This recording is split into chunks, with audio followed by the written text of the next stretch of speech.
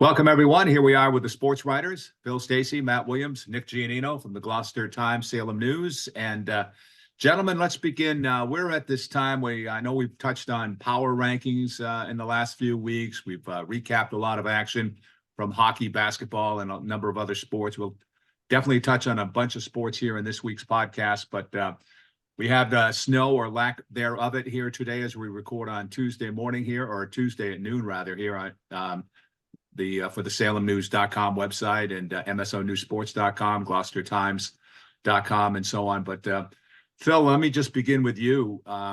We've got teams on the bubble, but we have got teams in the tournament already. But what's your take on where we're on with this with the tournament bubble here? Well, we definitely have some teams that are really hoping to pile up a couple of last-minute wins here over the last week plus of the regular season and/or get a little bit of tournament luck. I would say, it all goes by the rankings now, as we know. If you do have 10 wins, you're getting in, which is a good thing. So that certainly helps some of our basketball teams in those big brackets where there's sometimes more than 60 teams, and those top 32 are guaranteed, but there are playing games for anybody that's 10 wins or more would play some of those lower ranked teams that made it into the top 32. Hockey, it's a little bit different where you don't have as many teams and there's only a few teams, maybe 8 to 10, let's say, in each bracket that don't get in right away. But, there are still some teams there that are fighting for playoff spots. Everybody in hockey is pretty much locked in. One that I do notice, and they took a real tumble this week, they had been hovering around 32, 33. Now they're down to 35 after 2 losses in the past week, is Beverly. 40 teams in the Division II bracket. They're 35th, so they're on the outside looking in. 7-9-1. They're going to have to probably win out to get in the tournament. They have 3 games left. They play Somerville on Wednesday night, and then they're going to have, which, they should. You would think they should beat Somerville. No guarantees, of course, but you would think they should beat Somerville. But then they're going to have to beat Marblehead on Saturday and Danvers next Wednesday, and they haven't beaten either one of those teams this season. It's not looking like an easy road for Beverly. They can get in, 10-9-1 would get them in the tournament, but anything short of that. Now, Willie, I don't even know, like, if they won 2 and they tied 1. Would they get in because they were 500? Yeah, 9-9-2, right? That's 20 points. It's 20 points. 20 points is 20 points, whether you get it 500 record or better would get in, right? So I guess there is Yeah. for a tie. But aside from that, they are probably not going to get in based on strength of schedule.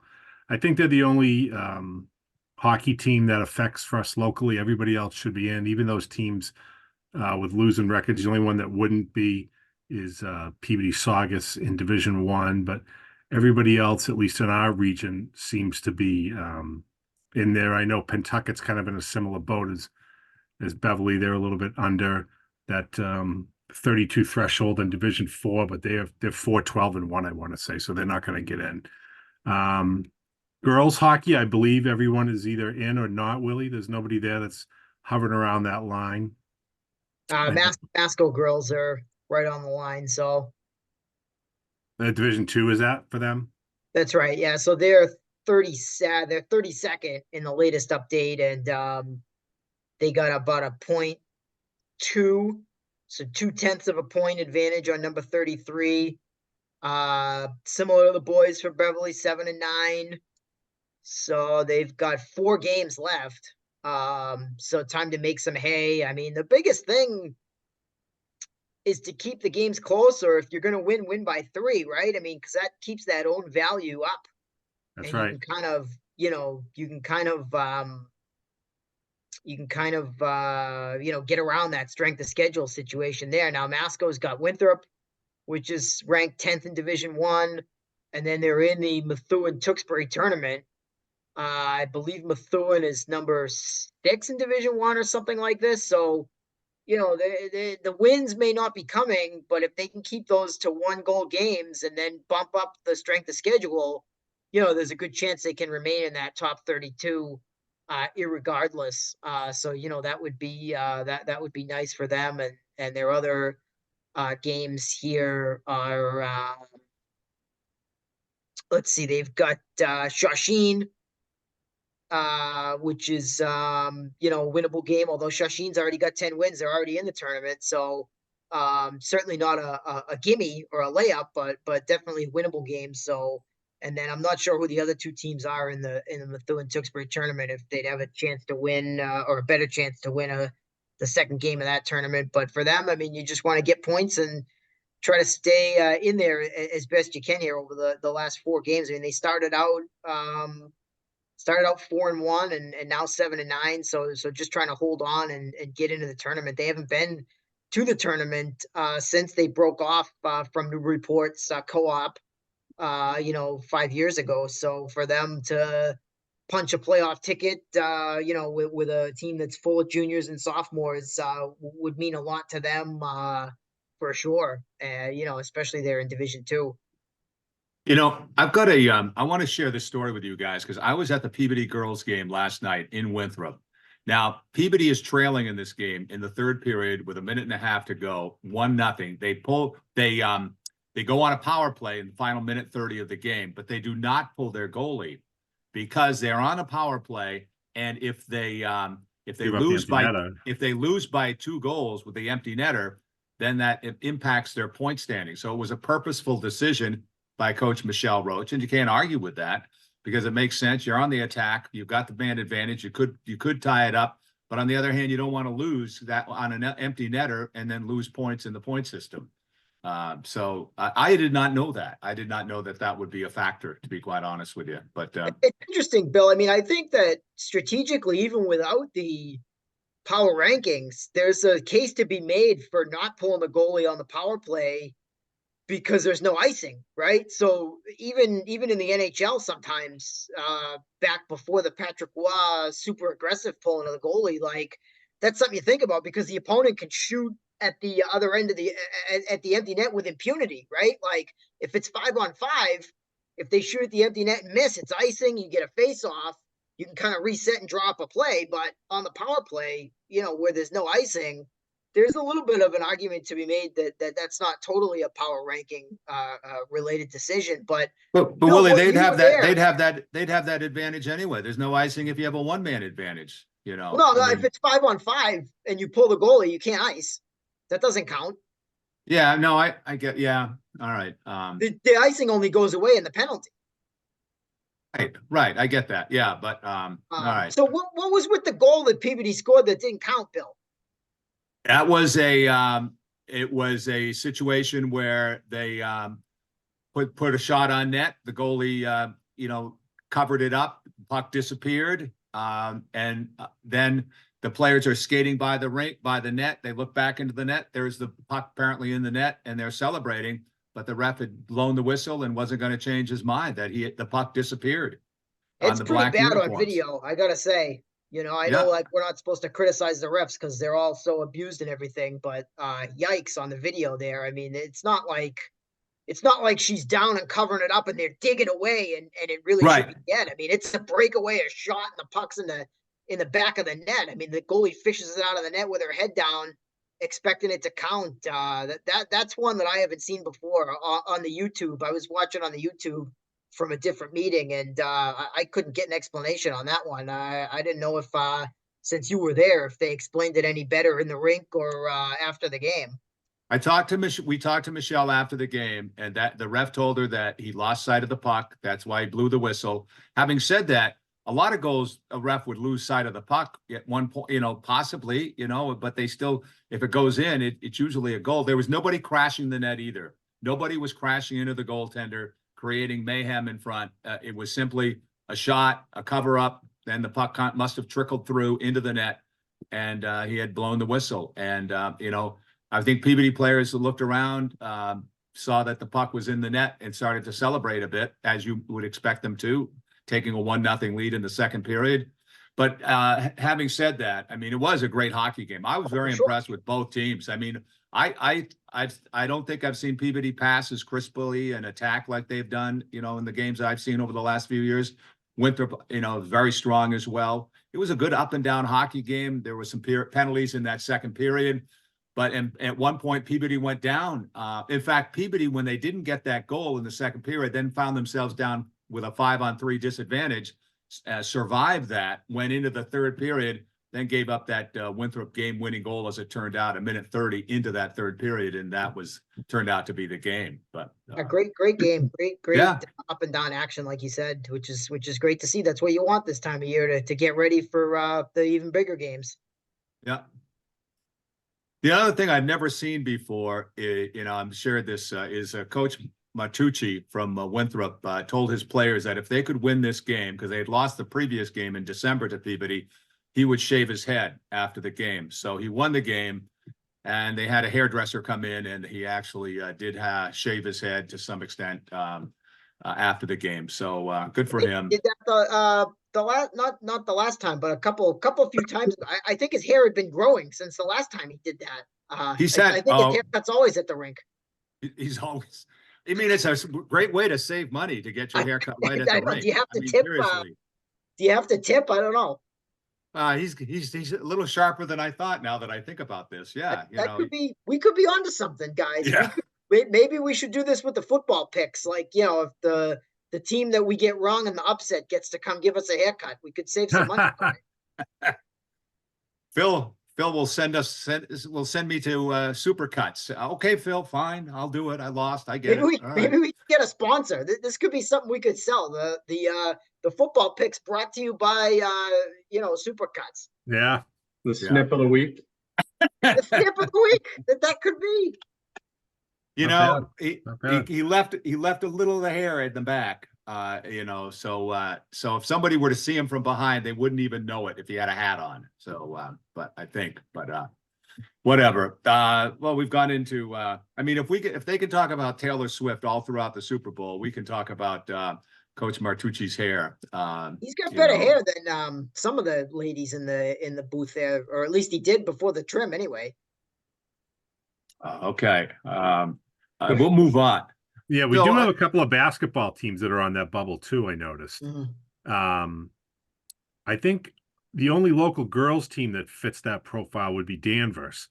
They are, I want to say, 7-10 in Division 3, so they would need to win out because they're certainly under 32. I think they're down to 50 actually when I looked at it this morning. So they're going to have to win out to qualify for state tournament play. That's a big ask.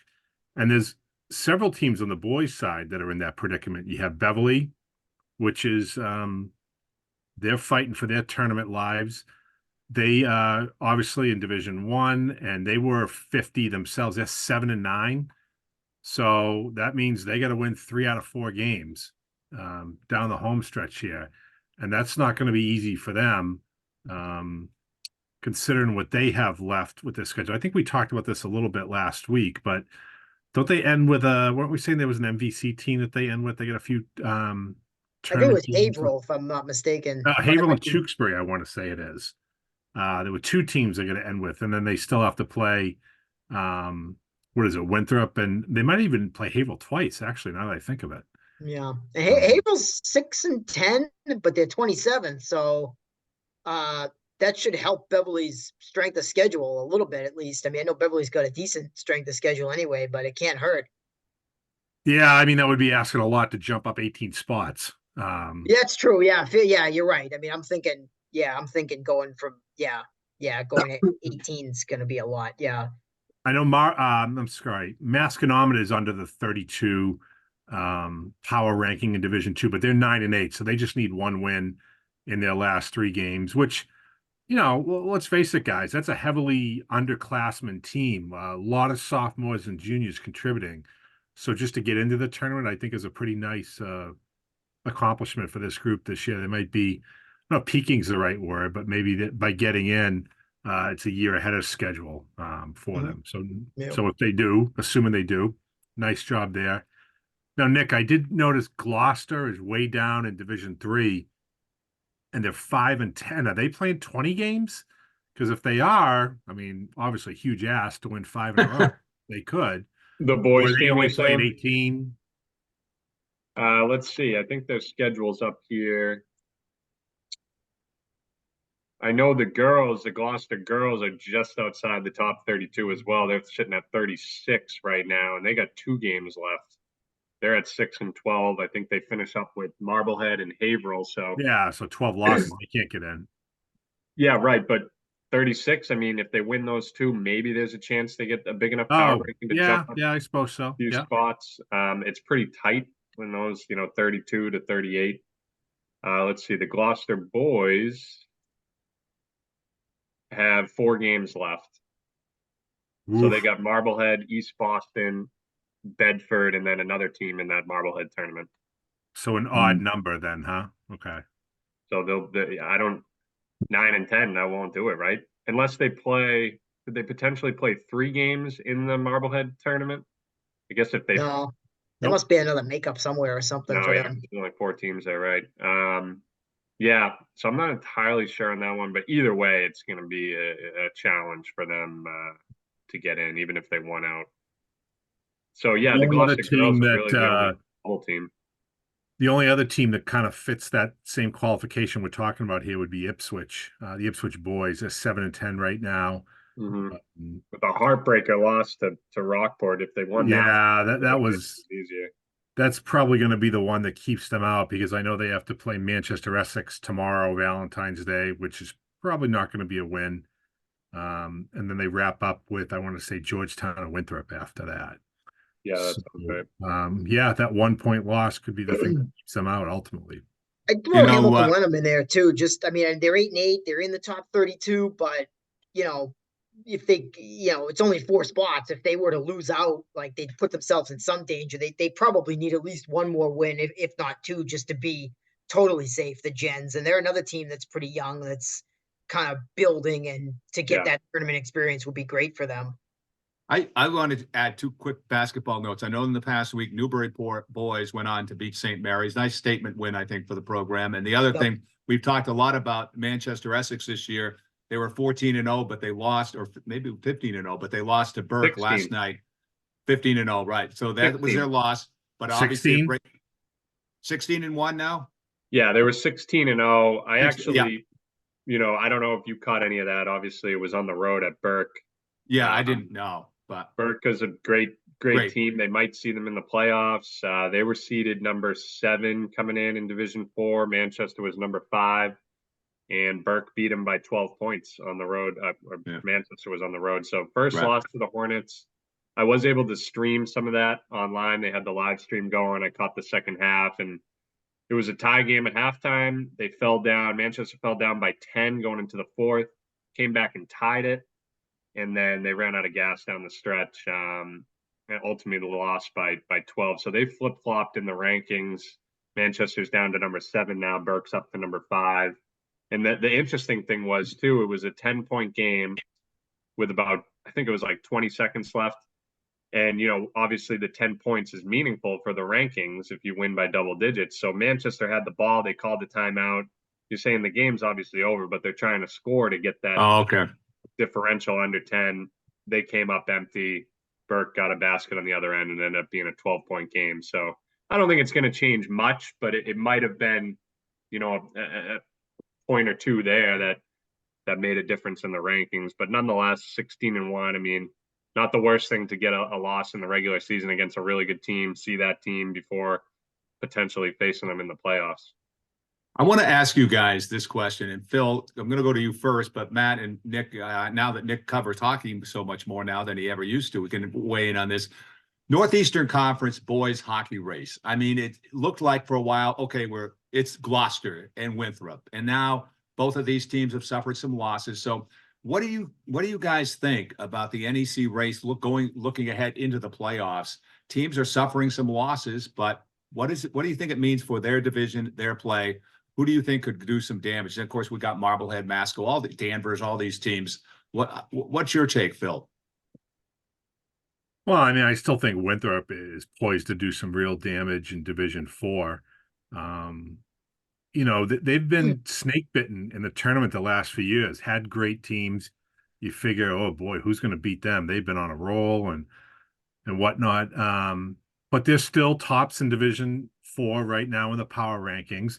Not that it's a breeze. I mean, Nantucket is right up there. I know Dover Sherborne is really good. Hanover has about a 500 record, but they're always right there. Norwell, Sandwich, even Wilmington. Wilmington I think is like 5-10-2, but they're in the top 8 because of their strength of schedule.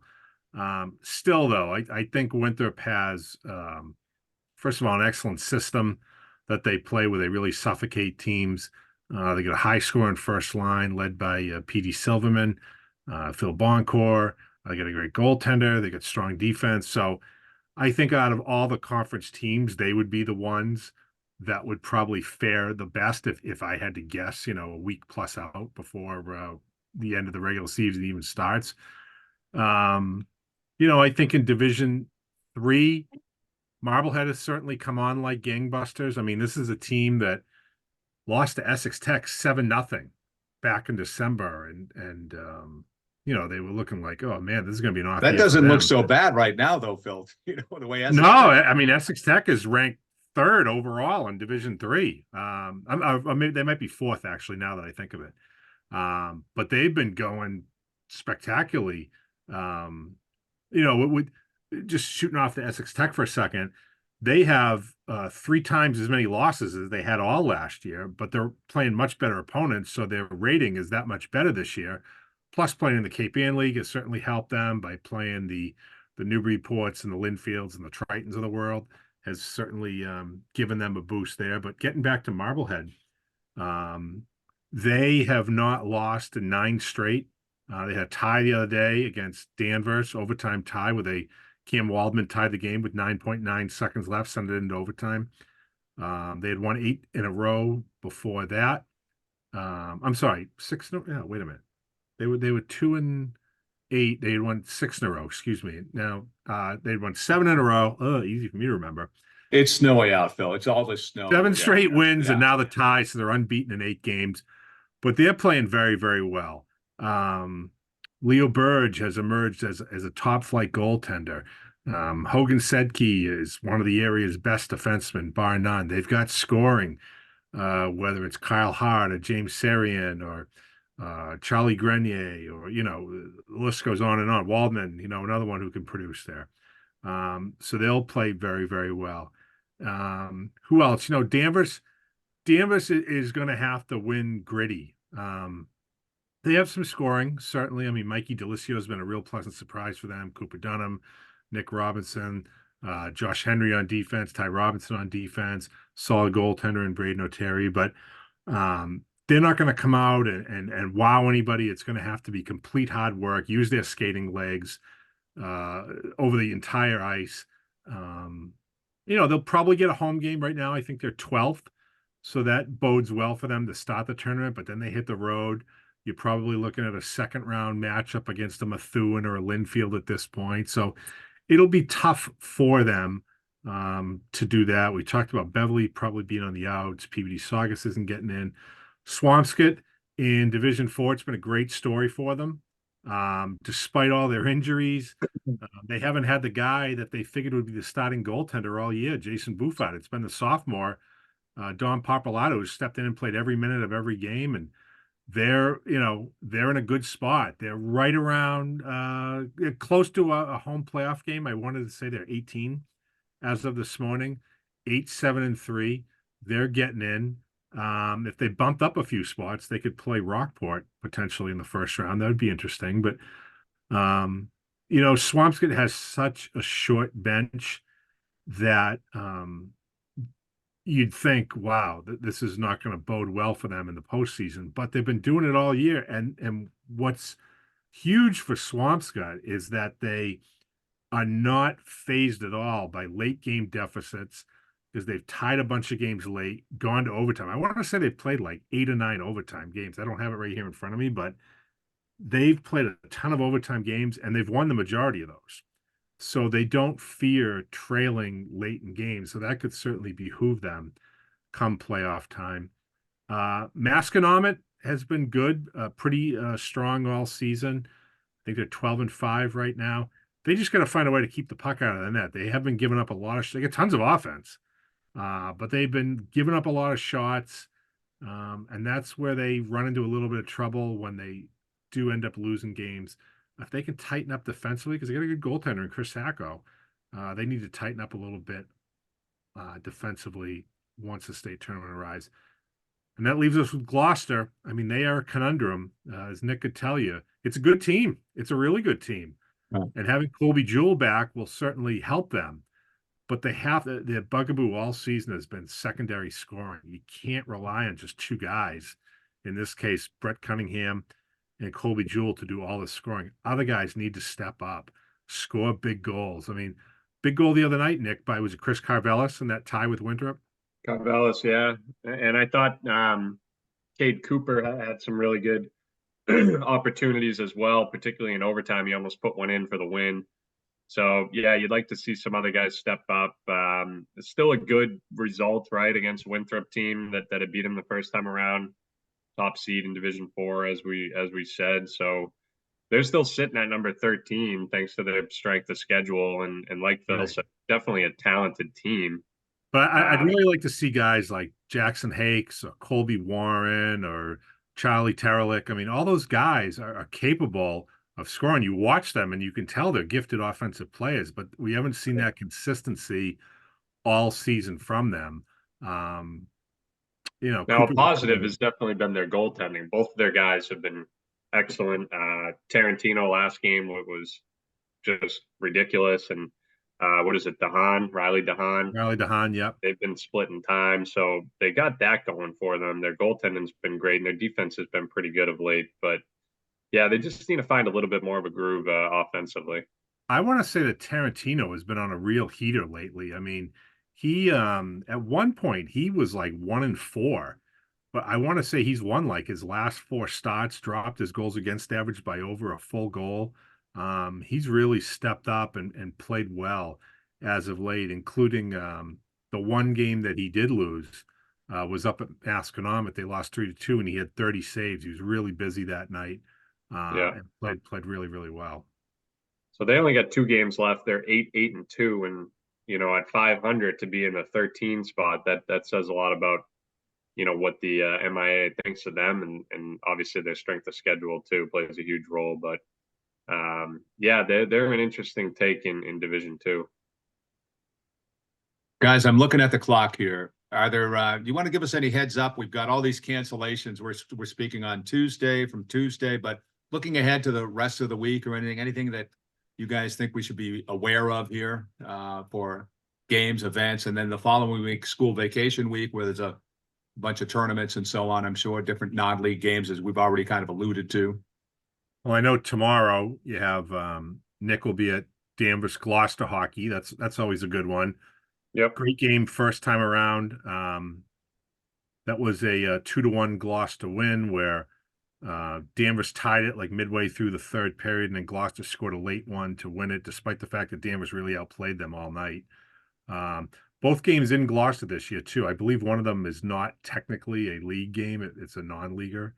But that should be a good game. We get the rematch of Bishop Fenwick girls basketball and St. Mary's tomorrow. That should be another very competitive game that I can think of. What else do we have the rest of the week, guys? It jumps out. Well, Willie, you're going to do the Gloucester Beverly girls, right? That should be a decent one tomorrow night as Good well. game the first time, up and down. I think it was 5-4, 2 or 3 lead changes or ties in the third period. So definitely should be interesting on that front. Yep. And I'll have coverage from the Rockport boys hoop against Hamilton Wenham, who we mentioned fighting for a playoff spot. I think that's going to be a great one too. Rockport's been really impressive this year, and they're locked in. They're going to be in the tournament, so that'll be a fun one. The little Rockport gym over there has been buzzing lately, so good take for anyone who hasn't trekked over to the edge of the earth. And Rockport beat them earlier this year down at Hamilton Wenham, and that was a huge win for them. So That's right.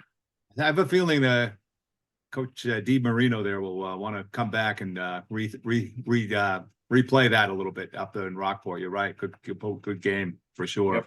Yep. Just I a know we few got seconds. Marblehead and Swampscott boys, girls are playing Thursday. Those are always really good game. And of course, we have the track championships starting this week in all the different divisions. Same thing with the states for wrestling. It's a busy time of year, good time of year.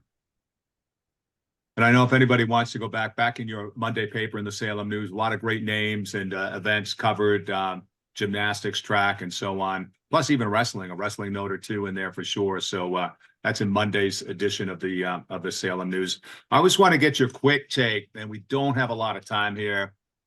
We got time though. I think we got a few minutes here, but on the Super Bowl. Any thoughts from you guys on? I always like to get your takes on these things. So, Nick Giannino, let me just start down there in that corner. We'll work around. But what was your final impressions or thoughts on the Super Bowl? Well, I thought the first half was pretty boring. Not a lot of action. Second half was much better. Both teams picked it up. Mahomes did his thing, and Willie nailed it. Right, a close game. You like the Chiefs? They pulled it out in a close game in overtime, obviously, and the Niners, their way to win was probably going to be to blow them out, and they looked like they might do that early on, with the 10-0 lead, but yeah, you just can't bet against Mahomes, and I didn't do it this time, but I'm not going to do that. I just think that was a very impressive performance from him, and my biggest take from it was there wasn't too much controversy with the refs or the calls. Right, it's a pretty clean game, I thought. I feel like that takes away from it a lot of times when you're getting annoyed at the refs or fighting for calls and whatnot. So I thought that was pretty good. But yeah, good game overall. I thought the halftime show was entertaining, and yeah. I think, and the other thing I note is that Taylor Swift showed up before Travis Kelce showed up. I think for the Super Bowl. But go ahead, Phil. You're next. I think the 49ers have nobody to blame but themselves. They stopped running the football when you have the best running back in the league. They should have kept pounding it, stopped worrying about trying to throw so many passes. There were multiple opportunities for them in the second and third quarter to put this game away where they couldn't even get a first down. Yeah.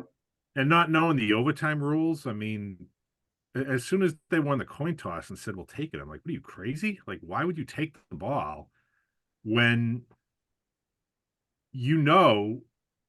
if you take it second, what you have to do.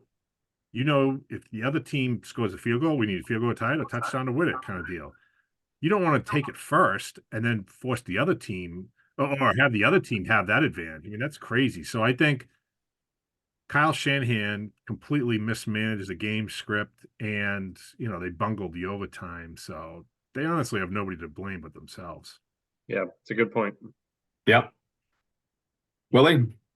I agree with Phil that the game was lost when they didn't extend the lead, right? I mean, you could have had an opportunity to go up by 17 or 13 or 14, especially the interception that Mahomes threw to open the second half to get no points out of that. That's where you lose the game. You kept, people say, oh, they got unlucky on the punt fumble and whatnot, but if you're ahead by 2 scores at that point, then you have margin for error, right? You let the Chiefs hang around. You let them stay within 10 points in the fourth quarter, and that's just doom for you. So that's really where the game was lost. I do disagree about the overtime. I know there's been a lot of chatter about that. A lot of people bashing Shanahan. I think it's a 50-50 choice at best. I mean, I think there's a lot of logic to wanting the third possession, which would be the first possession where it's sudden death. I know all the Chiefs players are saying, oh, yeah, we were going to kick off and then score and then go for 2. And it's like, it's easy for you to say that because you didn't have to do it. Like, were you really going to go for 2? Or were you going to tie the game and try to win it with your defense? Like, that's a lot of guts to sit there and put a world championship on 1 2-point conversion. I think there's a little bit of revisionist history and a little bit of that Patriots, hey, we're smarter than everyone else creeping in there with the Chiefs. And I would caution them on that. I just don't think it's that clear cut whether you want to kick off in overtime or not. Their defense had also just been on the field, right, against Mahomes. So there's a thought that, well, if we kick off, we can give our defense a rest. right? If we take the ball, we give our defense a rest. If we kick off, our defense that was just on the field is going to be gassed. Mahomes is going to go right down the field, and then we're going to be in trouble, right? So I think that decision's a little bit closer than what people are saying. I think it's really kind of a 45-55 at best. I don't think it's clear cut that you necessarily have to kick off or take the ball. I think it's really pretty debatable. Willie, We didn't even mention. I'm watching the clock, Willie, but when have you ever been the nice guy here? This is unbelievable. I'm I impressed. don't know if that's nice. is I a mean, nice- I don't this is I a- don't know if that's nice. I mean, I think Forgiving. Shanahan he totally botched the sequence after the pick. I mean, that's Mahomes, I'm thinking Mahomes got points before halftime. I'm thinking he's gonna march right down the field and tie the game coming out of half. He throws a pick. You got a chance to bury him and you don't take it. I mean, that's where the 49ers really screwed up the game, in my opinion. If you want me to like be harsh about it, Bill. We're And gonna the we're missed gonna extra point. we're gonna get cut here. Yeah, that too. So, gentlemen, great job. Thank you, and we will talk again soon.